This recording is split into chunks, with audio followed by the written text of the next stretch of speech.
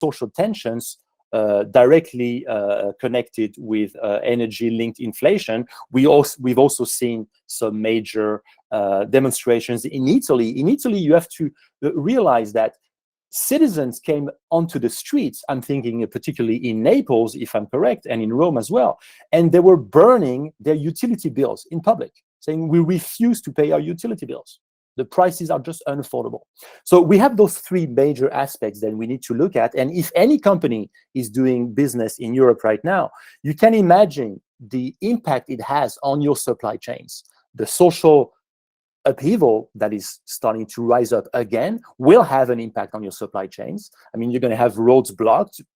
Remember when Canada started their own freedom convoys, you had a call throughout Europe to replicate that type of protest. So you had pseudo freedom convoys starting up in France, starting up in the Netherlands as well. So that's going to have an impact on your supply chains. Obviously, the energy costs are going to have a major impact on your supply chains. And remember, this whole change of supply chain was started with the need to decouple from China.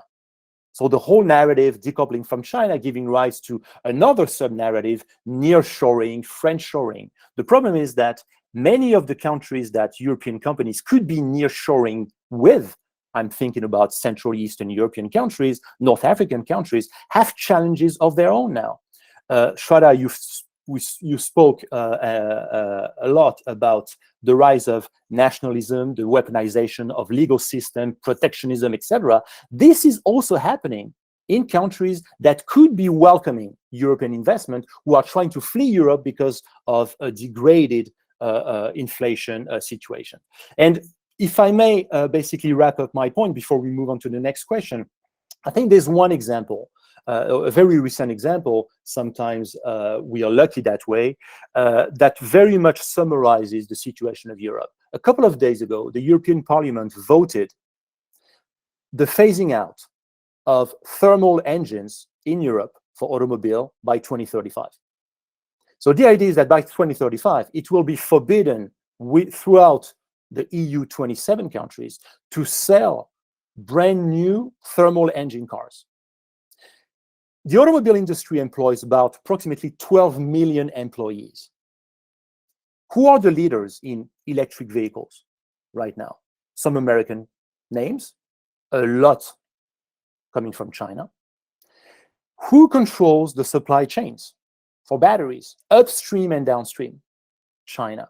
You do not find one single European company mastering, controlling the electric battery supply chain. And yet, we are voting for a phasing out, which basically means an obligation to sell full EV when we don't actually control the supply chains, which means we're opening the doors completely to Chinese competition to which we cannot resist. This, I believe, very much summarizes the lack of strategic foresight amongst the European leaders. Wow. Very, very hard-hitting and clear.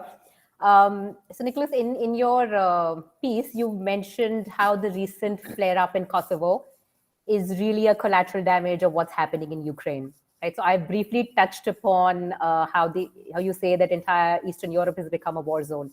Would you like to elaborate more on that and how that is panning out, and maybe your take on how it's going to look like in 2023? Sure.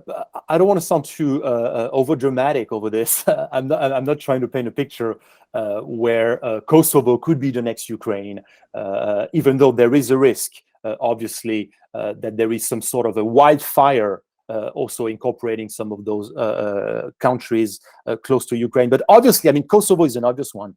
I mean, because of cultural roots of the country and the linkages with Serbia before the civil war and the collapse of Yugoslavia, it's very obvious that the way that Kosovo became independent, it's a very interesting case, legally speaking. It's a case whereby Western powers have allowed something to happen that they would have refused in any other situation. They've allowed basically a declaration of independence not sanctioned by a due legal process. For obvious reasons, because of the system of alliances during the collapse of, in the course of the collapse of Yugoslavia.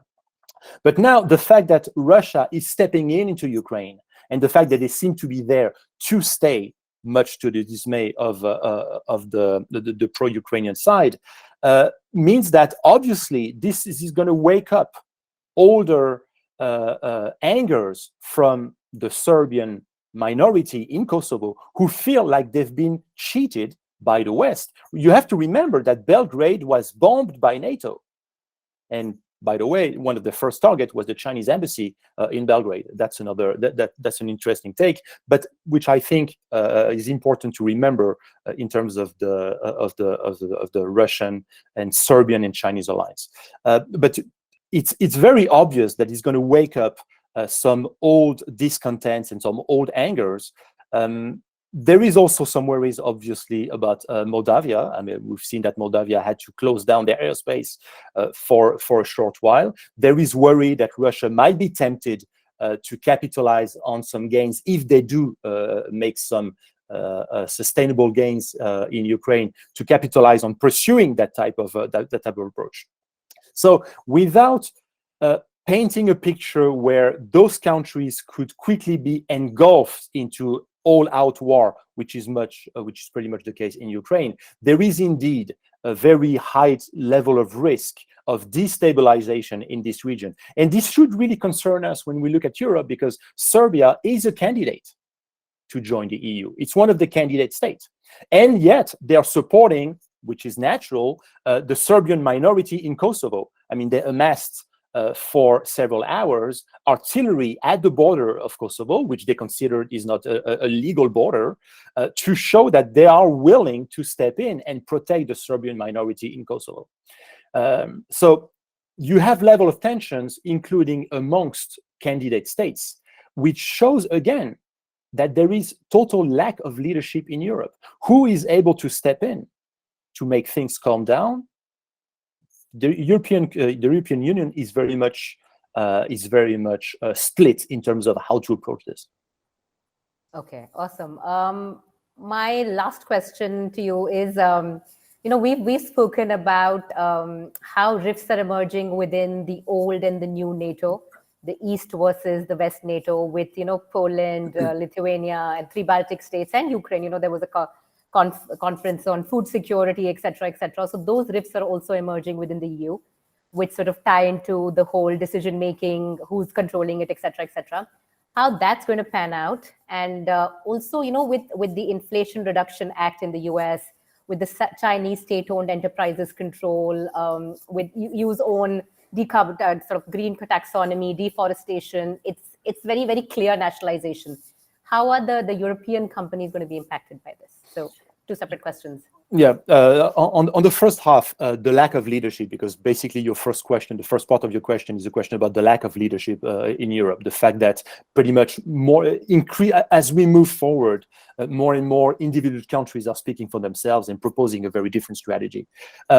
Obviously, for obvious historical reasons, Poland and the Baltics are the most adamant that Russia is a major systemic risk for Europe, that there is a danger of Russian aggression for obvious historical reasons. But what's interesting is that countries that are a little bit more from a distance, like Germany and France, which should be able, from their distance and from the fact that they don't have that kind of negative history with Russia, or not as much as Poland and the Baltics, which we could have expected some form of calm leadership from those countries. And even from those 2 countries, from France and Germany, we see that there's a total split in terms of approach.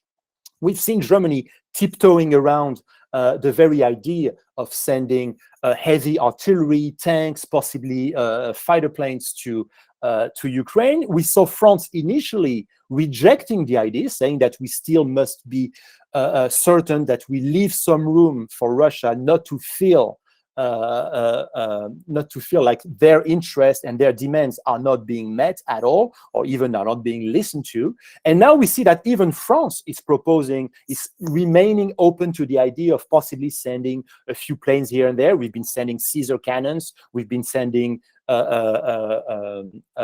heavy armored vehicles as well. What is at stake through this issue, this lack of leadership between France and Germany, which is basically being capitalized upon by Poland and the Baltics to try and gain a leadership role? What is at stake is a future of a European defense system. France, because of its excellence in terms of the defense industry, thanks to their naval group, their Dassault, EADS, etc., MBDA, etc. Because of that, France is pushing for a very de Gaulle-esque type of defense autonomy policy. Germany, on the contrary, has been very clear. Chancellor Scholz has said times and times again, stop proposing me European defense programs. We want off-the-shelf equipment. And what does off-the-shelf means? It means American equipment. It means F-35 versus a potential new generation European fighter to replace the Eurofighter and the Rafale, for example. So we have this complete clash of vision in terms of what an autonomy should be for Europe. When France talks about a defense autonomy, Germany and many of the northern European countries reply, there is already a European defense system. It's called NATO. It's been there for a while. It works out for us. So I think this is where there is a complete collapse of leadership in Europe. And this is why countries like the Baltics and Poland can try to take up the torch and say, okay, we're going to try and push for a very clear, a much clearer and much more aggressive policy, but in this case, towards Russia exclusively.